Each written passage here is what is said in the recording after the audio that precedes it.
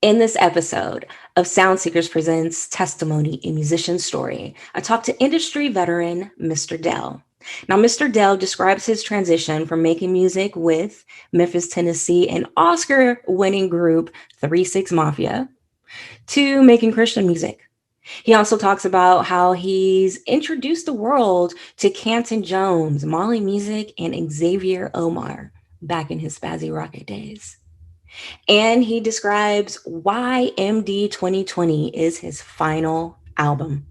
I am Galika Brown, and this is Sound Seekers Presents Testimony, a Musician's Story.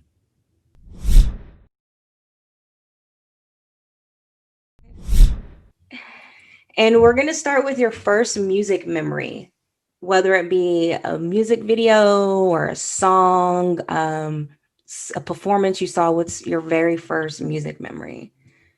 My first music memory was at the age of 7. I remember it vividly because this is, like the movie Brown Sugar, where they say, "When did you fall in love with hip hop?" So it was my cousin from the East Coast came to visit us for the Christmas break, and he introduced me to my first hip hop song, which was Dougie Fresh, Slick Rick the Show. And from that moment, I got turned out. Like, I listened to all his tapes while he was there, begged him to leave me with at least one of them, and he did. And then he ended up sending me my first 2 rap albums. And from that point on, like I said, I was hooked. I was turned out, and I began to basically write raps because before then, I was writing poetry, and I would write poetry to my mother, to my sisters, all the time. And so when I got introduced to hip hop, I saw that it was nothing but poetry to beats, and it just spoke to me. You know what I'm saying? At the time, I grew up without my father, and I didn't have a male image, and to me, to hear Black men speaking about all these different topics, I don't know, it just resonated with me, and it was just me walking into my purpose. Okay. All right. Well, and then talking about not having a Black male figure, we're going to go backwards and talk about you growing up. So, where were you born and raised at? Memphis, Tennessee, 901, Shelby Drive, look alive. You know what I'm saying? Literally. Yeah. Literally, right off of Shelby Drive. Shout out to Drake. But yeah, man, that's my hometown. That's my turf. That's where I still reside to this day. And I believe that it plays a lot of part in my musical, history, as far as the history that's here in Memphis. This is the birthplace of rock and roll, the home of the blues, as they promote and say. Stax Records in the 70s was very big here. So, you had artists like Otis Redding, Al Green, Isaac Hayes, Aretha Franklin. That's the type of energy that's in the city, and that's in my blood. And then, of course, I come from the new school cloth of 3-6 Mafia. You know what I'm saying? And what is now, the new wave is your Yo Gotti, your Young Dolph, Black Youngster, Moneybagg Yo. So that's Memphis has always been that musical melting pot. Yes, it has been. And you mentioned not having a father around. So were you raised by your mom primarily then? Well, I was raised by my cousins. Okay. My mom had, it's 4 of us, 4 siblings and all, a younger brother, and I have 2 older sisters. So, it was real hard for my mom when she was coming up. So she really worked a lot. So it really left me to be home by myself and being raised in the streets by my cousins who were, gang bangers and drug dealers, you know what I'm saying? So I came up kind of idolizing them because that was the only, male model that I saw. But then when I got introduced to hip hop, I ended up connecting with Juicy J from 3-6 Mafia and the rest of the crew. And that's when my life took another turn or direction, because if I would have stayed in with my cousins, I would have been getting into a lot of trouble. I was already getting, locked up in juvenile. I was in and out of juvenile. I was a gang banger, just getting into all kind of trouble. So, music kind of saved my life, but the gospel saved my soul. Right on. And when you say your cousins, were they like grown adults or were they younger? Like who? They were teenagers. Teenagers, pretty much. Getting money. Crazy. Okay. Yeah, getting money. Teenagers getting money. Doing their thing. You know what I mean? Mm-hmm. That was the 80s. So the 80s was the crack era. Yeah. So Memphis was really, engulfed with that. And there was so many hustlers and so many dealers, and my cousins were like really in the mix. My stepfather was in the mix. My brother's daddy, he was a dope boy, a heavy dope boy. My sister's father was a dope boy. So it was all around. Yeah. Okay. And so, okay. Now, around the time that before we go to hooking up with Juicy J, your household at all, was it Christian at all? Any church on holidays or anything? My mom, later on, my mom got saved, you know what I'm saying? And she, used to drag me and my brother to church, but it's all about what the influence is in your life. So even though we were going, I wasn't interested in that. That's not where I was. I would, matter of fact, we would sit at the back of church and I would always sneak out and go on the corner and just, you know what I'm saying? So she was in church. She was in church. She brought us to church, but the church wasn't in me. You know what I'm saying? Got it. And then around what age was it when you ended up hooking up with Juicy J? I was 15 years old. Okay, super young. Sophomore in high school. At the time, we had a booming Memphis local rap scene. Okay. And so back then, we're talking about the early 90s, mid 90s. So what they were selling mixtapes, literally cassette tapes. Yeah, and they were circulating. Come on, y'all remember that? And they were circulating across the city. And I remember, at the time, of course, you listen to New York and all the mainstream hip hop artists, your NWAs, West Coast, and all that other stuff. But this thing called Memphis rap culture started to circulate through these tapes. And I was like, oh man, there's some people in the city doing, hip hop and they would sell them, they would just circulate all through the city. So what I ended up doing is I ended up tracking down Juicy, because these were 3-6 was one of my favorite groups out of the Memphis rap scene that I really loved. I love their sound. Like I kind of favored them over everybody that was kind of out doing stuff. So at the time, I was making my little tapes at the house, and I made a demo and I basically took it to Juicy. And that was how we connected. Had my boy speak. We snuck out the house one night. Stole my mama's car, drove down to the club, wasn't even old enough to be there. We waited until it was over. And Juicy J was hanging outside, man, and it was just fate. I ended up walking up to him, introducing myself, giving him my mixtape.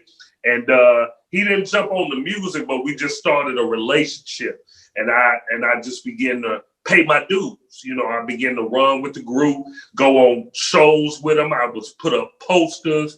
I would pass out tapes. I just, made my bones with them.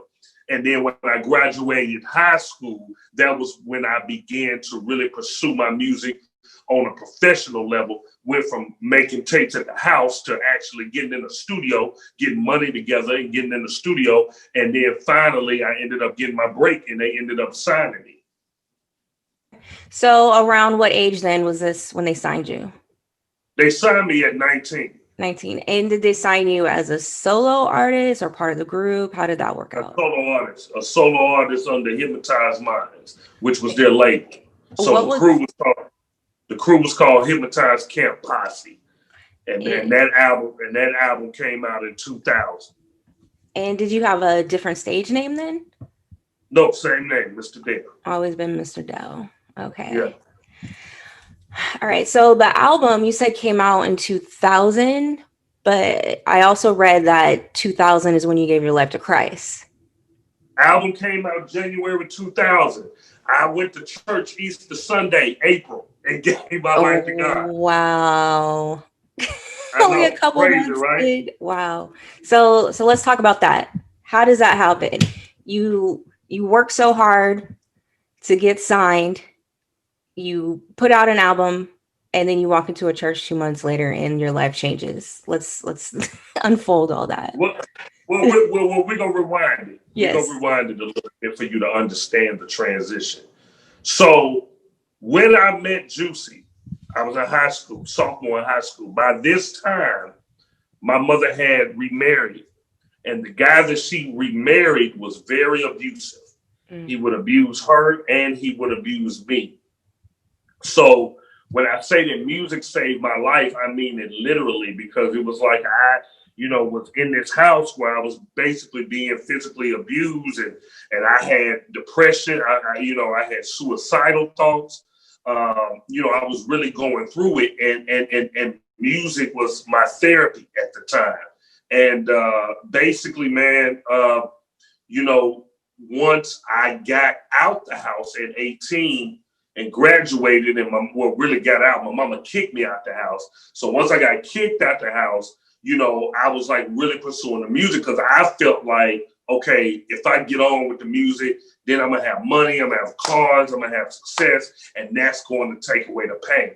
Well, summer of '99, when my first independent album came out, and I was real hot, and then got signed by 3-6, it was like I went on tour, living the rap star life, that rock star life, the weed, the women, the liquor. None of it really filled the void that I had from that tumultuous childhood. You know what I'm saying? So it wasn't like I was looking for God, but I was I was cognitive of the fact that, okay, I'm not really happy. You know what I'm saying? But I'm still going. I'm still doing my thing. I'm having a good time, but it really didn't fulfill that void. And so when I got off the tour, I said I was going to go to church to surprise my family, because I hadn't seen them. So I was like, yo, I'm going to pop up on Easter Sunday, you know what I'm saying? And just let them know I'm back in town, and like all the success that's happened with my single and everything like that. But when I went late. I wasn't even going to hear a message or nothing like that. But I heard the voice of God speak to me while I was sitting in the church. And he gave me a vision of everything that I ended up doing in my Christian hip hop career. And when I saw that vision, I said, well, God, if I do that, you're going to have to take care of me, because, this is all I ever wanted to do. And he said, trust me. And I don't know, man, it was something about that vision. Mm-hmm. It was something about hearing the voice of God. It was something about which later I ended up, discovering that my sheep know my voice. So I was always chosen to do what I do. I just had to go through what I went through in order. This is called testimony. So it's my testimony to go through everything that I went through in order to be at this state. And then, so when I heard it, it was like a Paul experience on the road to Damascus. This is like, I heard his voice, I got transformed by the vision, and I immediately left the group and began to work on my first Christian hip hop album. That's crazy. Let's talk about the vision and the hearing the voice for those who may not quite understand. Like, what do you mean? Because I experience visions. I never hear voices, but I experience visions. So I totally get that. So for someone who really doesn't understand that, when you say you saw a vision, what necessarily did you see? I saw myself in the auditorium, and it was thousands of young people, and they were praising God. And the feeling that came over my body and how God gave it to me was, I don't want you to change who you are. I just want you to change the message. Because there's a generation that's lost, and they need to hear what you have to offer them. So so that was the vision that I saw, and I immediately hit the ground running toward that vision. And of course, it ended up getting accomplished because I ended up traveling all over this world and performing in auditoriums, in churches, with young people, praising God. Now, but how do you make that transition? How do you automatically go from making quote unquote secular music to changing the whole mission and getting the music into people's hands? It's not difficult. It's called obedience. Okay. A lot of people make the transition so difficult because they don't want to let go. Mm-hmm. And what you have to realize is that, it's dangerous to not obey and not to let go. Bible says obedience is better than sacrifice. When you look at Lot's wife, she didn't want to let go. Mm-hmm. He gave her specific instructions. Leave the city, don't look back. But because she was still connected to her past, still connected to what was behind her ultimately ended up killing her. Yeah. So my thing is, my past would have killed me. Yeah. Whether it been a physical death or a spiritual death or an emotional death, either way it go, for the wages of sin is death. And God was calling me to life. He said, before you I've placed blessings and curses, life and death. I pray that you choose life. I just happened to choose life that day. So that was the year 2000. When did you put out your first project? The summer of 2000. Oh my gosh. You were just moving full steam ahead. Listen, I don't play games, man. I don't play games. And I was a hustler in the world. I'm gonna be a hustler for God. That's why my moniker is the hope dealer. I approached ministry the same way a dope boy would approach the track. Right on. And now you give it the same energy. Why are we waiting? What are we waiting on? Even Jesus told Judas, do it quickly. Come on, somebody. Come on, somebody. I mean, what we waiting on? If God is giving you a vision, he's giving you an idea. You got this podcast. Somebody may be watching, may have an idea for a book, a podcast, whatever. You get started. God gives you more on your way than he does you sit and contemplate. Right on. Right. And now you're also an ordained minister. Yeah, I became ordained a year after my salvation. When I realized that God really set me up, he used, first of all, I'm a Gemini. So I don't believe in astrology, but I believe there are a lot of things that are connected to when you were born. Mm-hmm. And some of those things apply. As far as I'm concerned, there is a duality with me, and that's why my last album is a double album. It's two sides, and if you see in the background, you see one is dark and one is light, because it's like it tells the whole journey of the 20 years through 20 songs. Hence the title MD 2020, Mr. Dale 2020. So the dark side explains what I did in 3-6 leading up to salvation, and the soul side is the side of more the vulnerable me telling the testimony during salvation. Because a lot of people feel like once I get Christ, I don't have no more troubles. That's when the trouble begins. Yeah. Because the devil was upset that you have now switched sides. Mm-hmm. That's why it's called South Side, Soul Side. So it's like I switched sides and I still had to go through hell, but I went through it with God.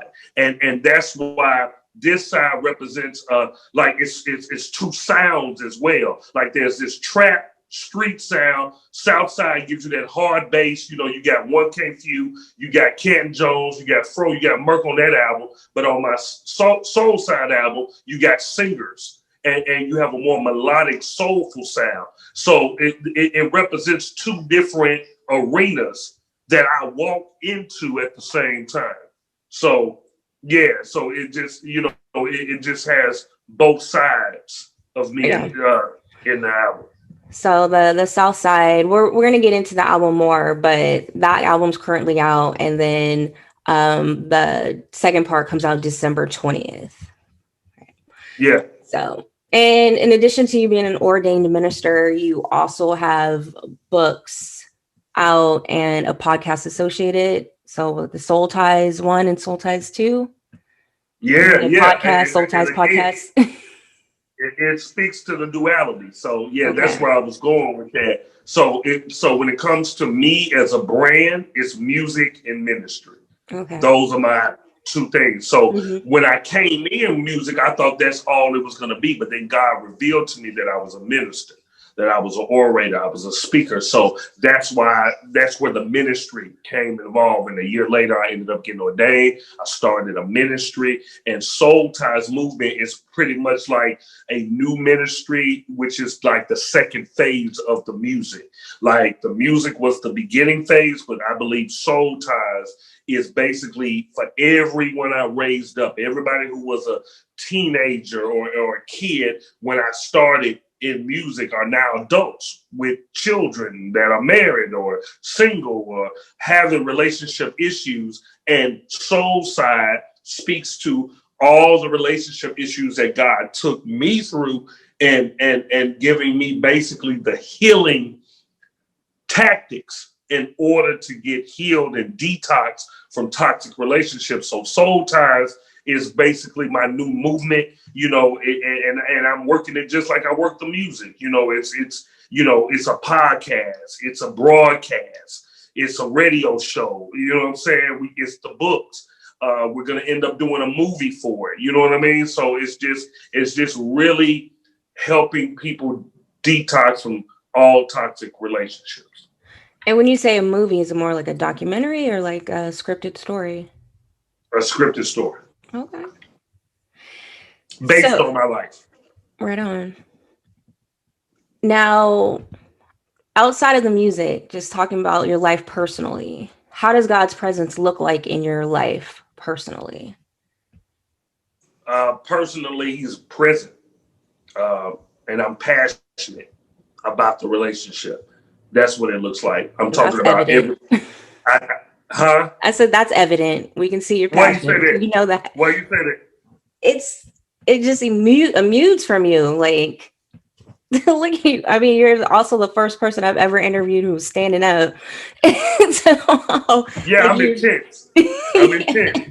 Yeah, I gotta move. I gotta move with it. I gotta move with it. I can't sit still. Especially when you talk about the testimony, when you talk Yeah. about the journey. And it's a song on Soul Side called No Intro, where I basically tell the entire journey.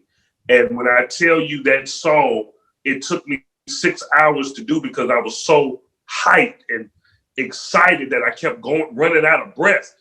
And I had to keep punching in my line for line because like it's like the song say, when you think of the goodness of Jesus, man, and all that he's brought you from and brought you, through, you know what I'm saying? So that is it's current, it's present. Every day I wake up, I do this full time. I don't have a 9 to 5. Ministry is all I do, and it ain't no plan B. I told God that when I got saved. I said, man, I'm not working no regular job. That ain't in me. Even if I wasn't saved, I would be an entrepreneur. I'm going to be a go-getter. I'm going to be my Mm-hmm. own boss. You know what I'm saying? Because that's the God in me. That's what I feel like he already put in me. So by getting a relationship with him, I began to understand that more and just so present. I mean, like every day I wake up, God, what we doing? What are we doing? Give me the instruction, order my steps, direct my path. And that's how we get busy. Okay. Well, we're going to take a little break from the testimony. We'll get back to it. And I have a section I called Hot Topics, and it's basically what's trending on Twitter. So what's trending right now are the Grammy nominations. And in particular, the contemporary Christian music song and performance categories for, CCM. Lecrae was nominated for his song Sunday Morning on a Restored album. A couple other nominations in that CCM category would be Torrin Wells and Elevation Music. And then additionally for CCM album, along with Hillsong and Torrin Wells, we have Kanye West's Jesus is King.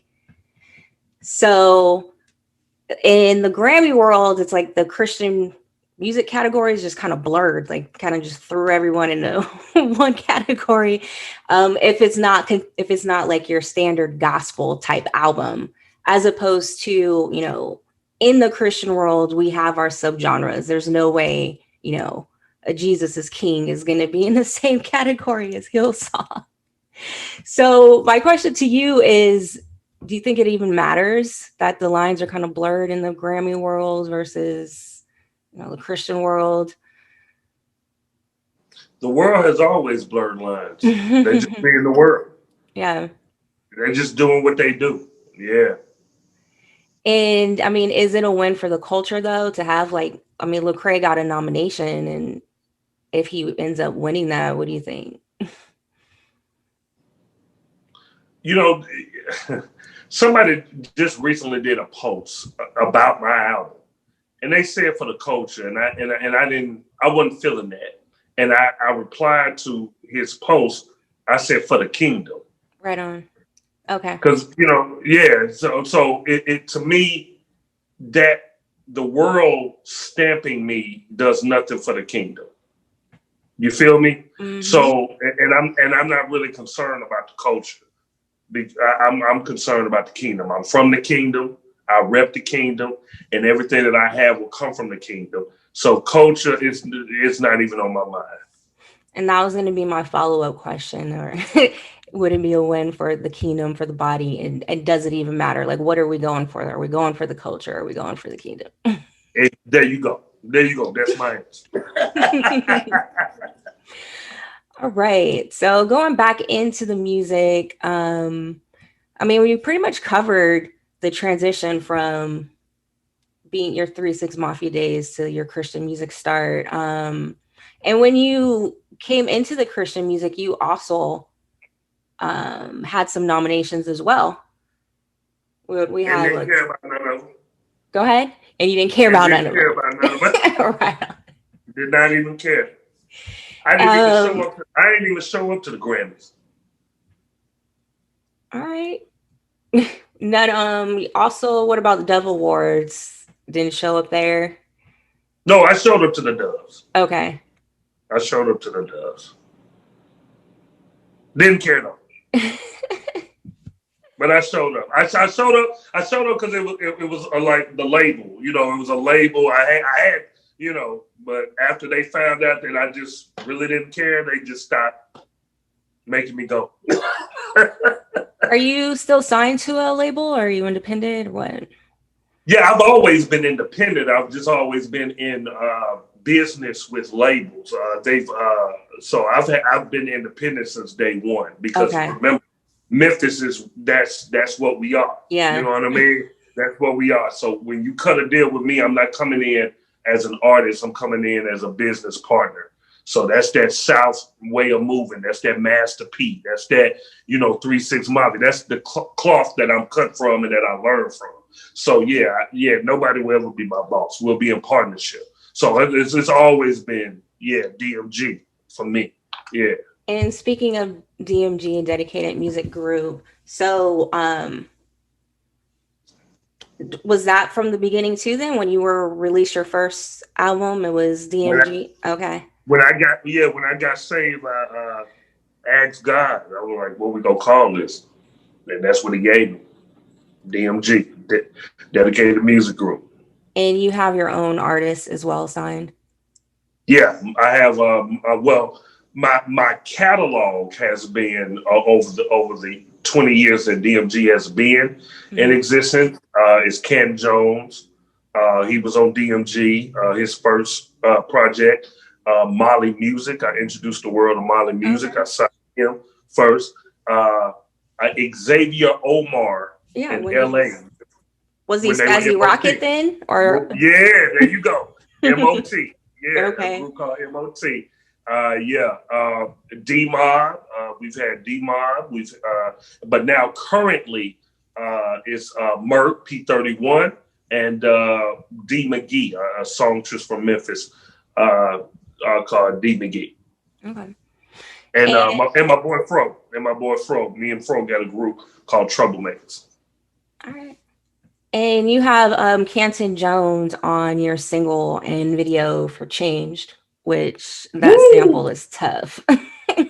Oh, Change is on fire right now, It man. is. It is on fire. I mean that. Woo. Ken has been on every one of my albums in my career from the moment I met him, and vice versa. I'm on his album. I'm on what's that? Password. Me and him did Password together. I believe that was our first one we did together. Then I'm on King of Business 24's Dominionaire, Hallelujah with Dietrich Haddon, Power. I'm on his latest album. I'm on there, Power. Yeah, Kenton is my purpose partner, man. That is my brother. So for the last album, I had to make the first single, Me and Him, because me and him built this, movement in Christian hip hop that has the brand that it does, which is basically, that street, where street and spirit meet. Okay. Yeah. Now, I've never heard the phrase purpose partner. I love those two words together. Thank you. Yeah. It just be I came up with it one day, meaning you my partner in purpose. Like we were meant to be together, like a David and Jonathan, or the relationship that John and Jesus had when they were in the wombs of their mothers, and when their bellies touched, the spirit they ignited. Like that's how me and Ken are. Like when we get on stage, when we get in the studio, just when we in person, like we just laugh and our spirits light up. So that's my partner in purpose. Right on. Okay. And you've also have had an appearance in, and you did a film scoring for the 2016 Obama's America. Yeah. I scored my first movie. That was my first ever movie that was scored. That was so crazy to me. I can't believe that they called on me to score, but because I've never done that before. But yes, I scored that and made a cameo in that movie, and that was dope. That was very dope to be, you know what I'm saying, the first Black president to be associated with a movie. That's How did that even amazing. come about? You were talking about it's wild that they ask you to score. Like, why would they even ask you? Well, because I make dope music. Obviously that, but if you hadn't scored before. I mean, they love my music. Well, Okay. really, the director, I met him through Kirk Whalum. Kirk Whalum is a world-renowned jazz saxophonist. He's known for the sax lead on "I Will Always Love You" by Whitney Houston. He's from Memphis. So Kirk was playing on another movie that the director did, and I guess at that time the director was like, "Hey, I want like a rap type beat or whatever." And Kirk was like, "My man, Mr. Dale." So when I got introduced to the director, I gave him a song for this other movie that he did called Miss HIV. He loved the song. He loved the music. And he was like, "Man, your music is awesome." Ooh. So when when it came to the Obama movie, they just loved my sound. They loved the way that I did my track. So they wanted me to, score the Obama movie. That's cool. And what type of appearance was it? I played a young Obama. Yeah. It was a small scene. It was an excerpt. They were reading from his book, and it wasn't no speaking part or nothing. I just how they cut to the reenacting part. Yeah. So I was like, I had to wake up out of my bed like I was having a dream and all that other stuff. It was light work. So did they throw a toupee on you or something? No. What did you do for the hair? I had hair then. Okay. Oh, you trying to rock? You trying to check me? I'm just trying to imagine a bald Obama. No, I had hair then. Okay. And moving forward now to current with your last project. So this is it. The double CD MD 2020 is it. You're retiring Yeah, from music, from from music. art, Yeah. being an artist. And Yeah, I'm still gonna run my label, still gonna produce, still gonna do features. But as far as the legacy, man, it's already I've laid a very solid foundation. 12 albums, solo albums, over 20 albums produced from my label, 20 years. I mean, hip hop is a young man's sport. It's like the NFL or the NBA, you oh, know. yeah. So you gotta just know when to get, when to fall back and let the young kids have it. But you still make appearances on songs and stuff. You're not gone forever. Are you gonna do a Sure, Jay Z yeah. I and come mean, back? if Jay Z and Busta Rhymes can do it, I can do it too. Okay. All right. And let's talk about God's presence in your life musically. He influences it all, you know. He ghost writes, Holy Ghost writes, even the production. I can't make a move without his presence being in the room. You know what I mean? So of course, before I even start, I invite him in and I just open up myself and let him work through me. So it is very important to me, because what comes from the heart is going to affect the heart. What comes from the spirit is going to affect the spirit. And I always want to make the type of music that when someone hears it, they feel it. I reach them, and I believe that this album really encompasses every emotion like that. Okay. And my final question, now that you've gone through this process and this interview with me, and might I say that I got it right at 40 minutes. So just want to give myself kudos to that. But who would you like to see me interview? Whose testimony would you, someone that you know personally, or just someone's testimony that you would like for me to share? In music? Yes. Huh.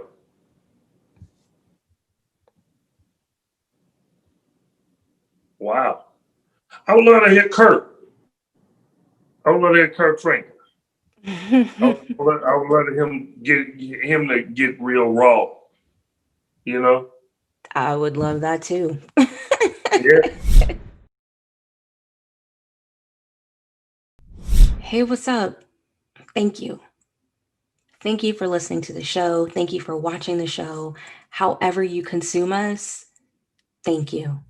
Please subscribe to the show. And if you really enjoy the content, please leave a review. It really does help with the ranking of the show. And if you want to go an extra mile, share the show, share this episode. And for all things testimony, visit testimonystories.com. Until next time, I'm Gilika Brown, the music lover constantly seeking positive music.